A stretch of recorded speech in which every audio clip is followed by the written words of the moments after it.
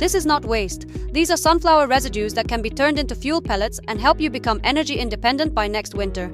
Now we will show how the ArtMash pellet production line works. It transforms husks, shredded stalks, sunflower heads, and other sunflower residues into ready-to-use fuel. Such a line can produce from 250 to 500 kilograms of pellets per hour. The line starts with a dosing screw conveyor that ensures an even supply of material into the pellet mill, allowing it to operate steadily without overloads. We manufacture these units with hoppers of 2, 3, and 4 cubic meters for 1 or 2 pellet mills. Next, the material enters a 22 kilowatt pellet mill. This is the most popular model among customers working with agricultural waste. The pellet mill is equipped with upgraded conical rollers. The standard waste processing package includes a case-hardened die. The entire line can operate in 2 or 3 shifts without stopping for roller lubrication or other maintenance.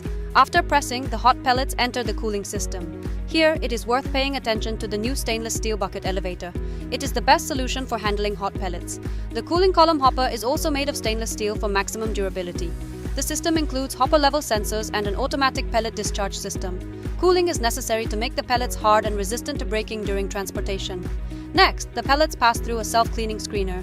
Here, dust and fine particles are separated. At the output, we get clean pellets made from sunflower residues. The dust can be returned for repelletizing manually or by using a flexible screw conveyor. The raw material requirements are simple. The material must be shredded, dry, and free from sand and stones. This line can also process sawdust, agricultural waste, peat, furniture production waste including particle board, MDF, OSB, and other types of biomass. If you would like to learn the cost of this or another configuration, contact ArtMash managers.